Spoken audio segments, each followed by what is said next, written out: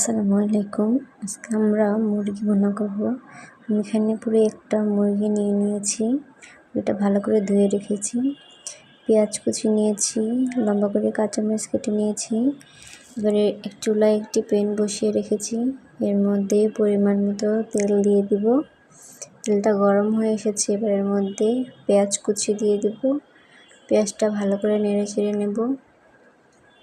এবার এর মধ্যে দেখুন ভালো করে ব্রাউন কালার হয়েছে, এর মধ্যে দিয়ে দেবো আদা রসুন বাটা। এবার ভালো করে নেড়ে নেব। দিয়ে দেবো অল্প পরিমাণে একটু পানি। এবার এর মধ্যে দিয়ে দেবো পরিমাণ মতো লবণ, দিয়ে দেব পরিমাণ মতো হলুদের গুঁড়ো। এবার দিয়ে দেব গুঁড়ো মরিচ পরিমাণ মতো, যে যতটুকু ঝাল পছন্দ করেন। দিয়ে দেব কাঁচামরিচ কেটে রাখা, ভালো করে মিশিয়ে নেব। এবার দিয়ে দিব গুঁড়ো করা গরম মশলা, ভালো মতো মিশিয়ে কষিয়ে নেব। কষানো হয়ে গেলে এই পর্যায়ে আমি মুরগিগুলো দিয়ে দিয়েছি। ভালো করে নেড়ে চেড়ে মুরগিটাকে ভালো মতো কষিয়ে নেব। দেখুন আমার মুরগিটা প্রায় কষানো হয়ে গেছে,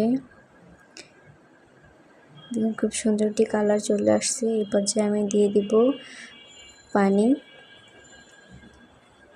পানিটা দিয়ে বলক আসা পর্যন্ত অপেক্ষা করব। পর্যায়ে আমি ঢাকনা দিয়ে ঢেকে রেখে দিয়ে দেব। কিছুক্ষণ পর মাংসটা একটু নেড়ে চেড়ে নেব। দেখুন আমার তরকারিতে বলক চলে আসছে, ভালো করে নেড়ে চেড়ে নেব। তরকারিটা মাখা মাখা হওয়া পর্যন্ত অপেক্ষা করব। আবার ঢেকে দিব ঢাকনা দিয়ে। দেখুন আমার খুব সুন্দরভাবে ঝোলটা শুকিয়ে গেছে। এবার এর মধ্যে দিয়ে দিব ভাজা জিরে গুঁড়ো, ভালো করে নেড়ে চেড়ে এবার আমি এটাকে নামিয়ে নিব।